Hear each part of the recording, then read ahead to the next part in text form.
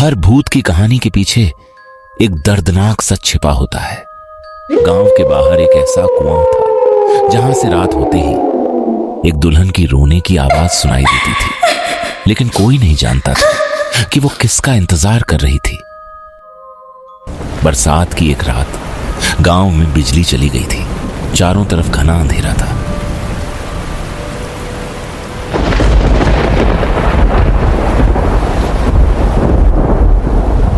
यार, मोबाइल भी डिस्चार्ज हो गया। चल जल्दी घर चलते हैं। डर गया क्या? मैं नहीं डरता, लेकिन इस रास्ते पर रात में कोई नहीं आता। क्यों? तू भी दादी नानी की कहानियों पर विश्वास करता है? आगे वही पुराना कुआं है। दोनों आगे बढ़ने लगे। तभी हवा के साथ किसी औरत के रोने की आवाज आई। बचा लो, कोई मुझे बचा लो। सुना तूने? शायद किसी औरत की आवाज है।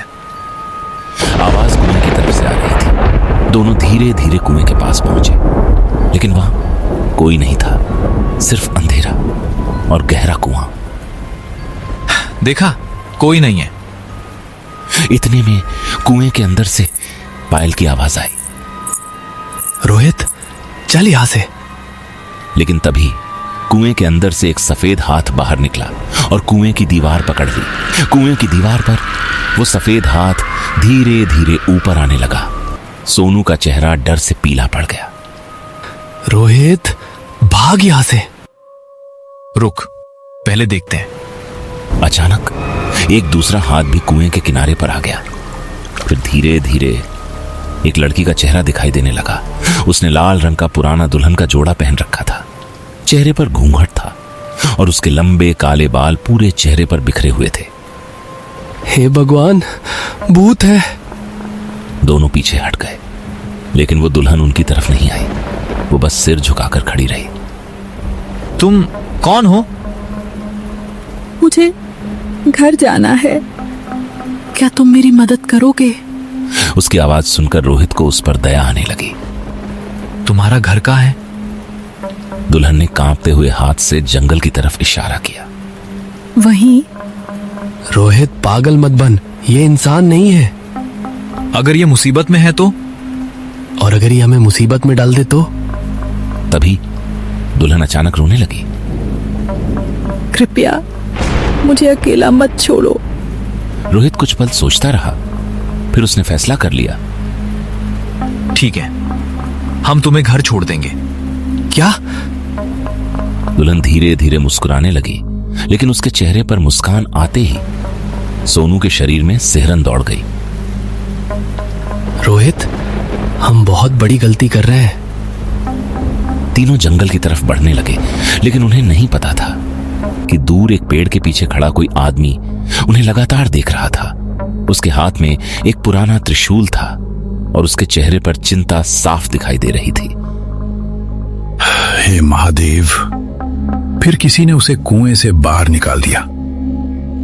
रोहित, सोनू और वह रहस्यमयी दुल्हन घने जंगल के अंदर जाते जा रहे थे। रात और गहरी होती जा रही थी। चारों तरफ अजीब सी खामोशी थी। रोहित, मुझे ये सब ठीक नहीं लग रहा। बस थोड़ा और चल लेते हैं। दुल्हन बिना कुछ बोले आगे बढ़ती जा रही थी। उसके पैरों की पायल की आवाज पूरे जंगल में गूंज रही थी। अचानक दुल्हन एक पुराने खंडहर के सामने रुक गई। वो जगह किसी टूटे हुए महल जैसी लग रही थी। यही तुम्हारा घर है? हाँ। तभी अचानक पीछे से एक जोरदार आवाज आई। रोहित और सोनू घबराकर पीछे मुड़े। वही त्रिशूल वाला साधु उनके सामने खड़ा था। आप कौन हैं? मैं कौन हूं ये बाद में बताऊंगा, पहले वहां से हट जाओ। क्यों? क्योंकि जिसके साथ तुम खड़े हो वो इंसान नहीं है। रोहित ने दुल्हन की तरफ देखा। वो बिल्कुल शांत खड़ी थी। ये झूठ है। ये सिर्फ अपने घर जाना चाहती है। घर? इसका घर तो 50 साल पहले जलकर राख हो चुका है। क्या? और इसके साथ ही इसकी मौत भी हो चुकी थी। रोहित और सोनू के पैरों तले जमीन खिसक गई। मैंने कहा था ना। धीरे धीरे दुल्हन ने अपना घूंघट उठाना शुरू किया। घूंघट के नीचे का चेहरा देखकर दोनों की चीख निकल गई। आधा चेहरा जला हुआ था, आंखें पूरी तरह काली थीं और होठों के किनारे तक फटे हुए थे।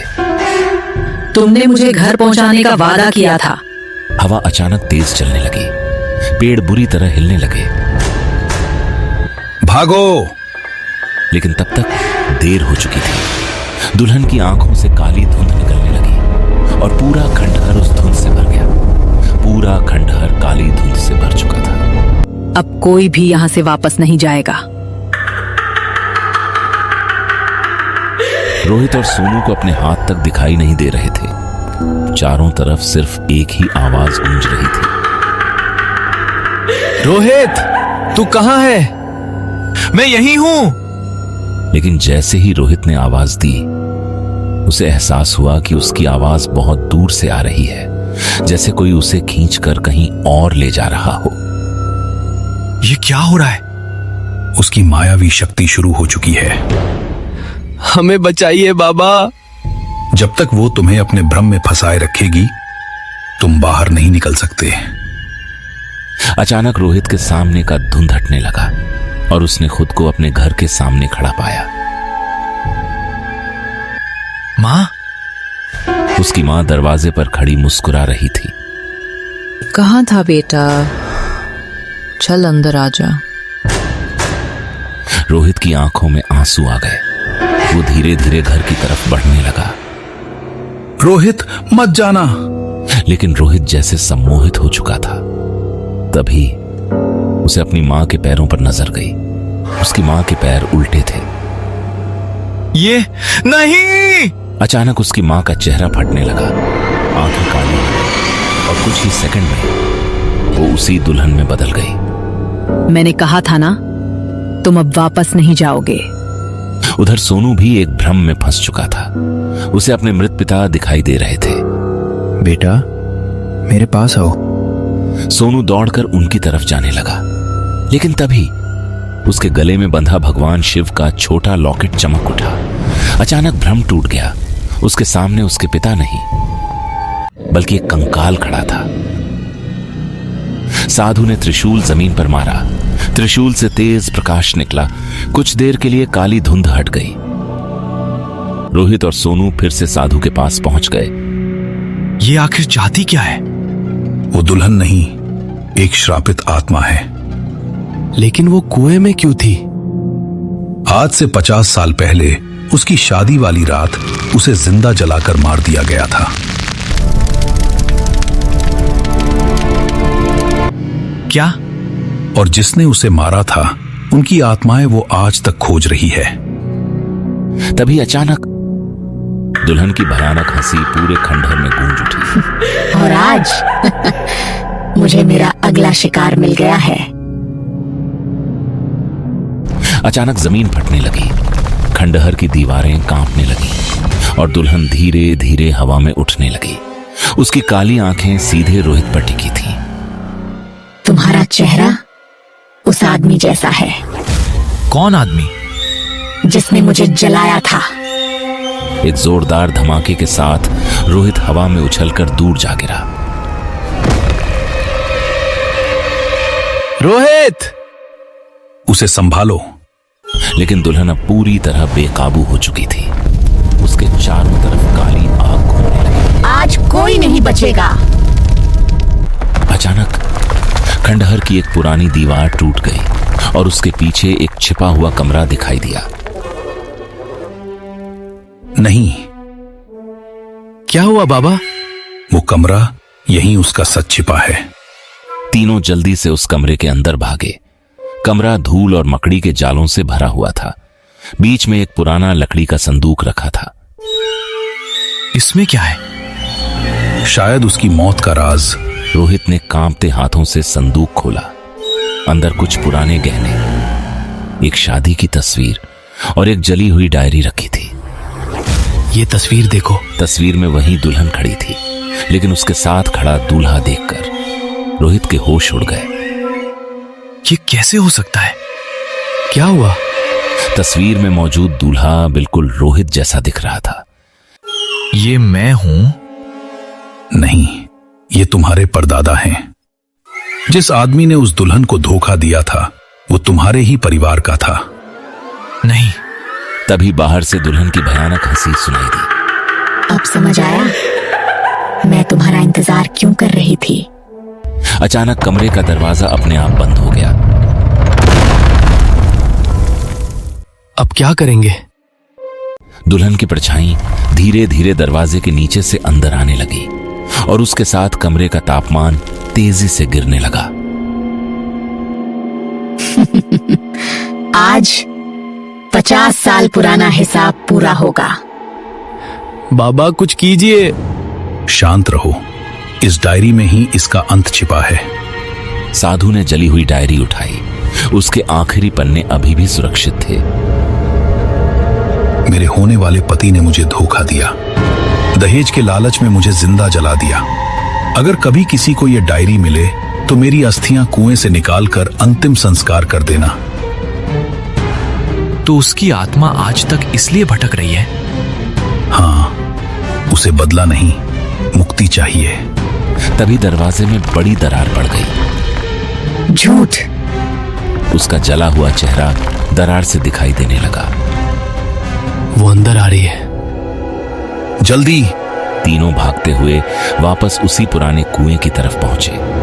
पीछे दुल्हन हवा में उड़ती हुई उनका पीछा कर रही थी। तुम बच नहीं सकते। कुएं के पास पहुंचते ही साधु ने मंत्र पढ़ना शुरू कर दिया। रोहित, कुएं में उतर। क्या? उसकी अस्थियां वही हैं। रोहित रस्सी पकड़कर कुएं में उतर गया। कुएं के अंदर घना अंधेरा था। कुछ देर बाद उसे नीचे एक पुराना लोहे का बक्सा दिखाई दिया। उसने बक्सा खोला। अंदर कुछ हड्डियां, एक टूटी पायल और शादी का मंगलसूत्र रखा था। मिल गया। रोहित ऊपर आया। उधर दुल्हन अब बिल्कुल उनके सामने खड़ी थी। उसे मत छुओ। उसकी आंखों से आंसू बहने लगे। तुम्हारा दर्द खत्म होने वाला है बेटी। साधु ने अस्थियों पर गंगा जल डाला, मंत्र पढ़ने लगे। नहीं। उसका गुस्सा अचानक दुख में बदलने लगा। मैंने बहुत इंतजार किया। अब तुम्हें न्याय मिल गया। धीरे धीरे दुल्हन के शरीर से काली धुंध निकलने लगी। उसका जला हुआ चेहरा पहले जैसा सुंदर होने लगा। लाल जोड़ा फिर से चमकने लगा। धन्यवाद। उसने आखिरी बार रोहित की तरफ देखा। तुम अपने पूर्वजों जैसे नहीं हो। और अगले ही पल उसका शरीर हजारों चमकते कणों में बदल गया। खत्म हो गया? हाँ, अब उसे मुक्ति मिल गई। सूरज निकलने लगा था। कुएं के आसपास का डरावना माहौल गायब हो चुका था। लेकिन जाते जाते रोहित की नजर कुएं के किनारे पड़ी। वहां वही पुरानी पायल रखी थी और उसके नीचे एक कागज था। उस पर लिखा था, कुछ आत्माएं बदला नहीं चाहती, सिर्फ इंसाफ चाहती हैं। मॉरल ऑफ द स्टोरी, कभी कभी सबसे बड़ा श्राप मौत नहीं बल्कि अधूरा न्याय होता है। अगर वीडियो पसंद आया हो तो चैनल को सब्सक्राइब करें, लाइक करें और बेल आइकॉन दबाना मत भूलें।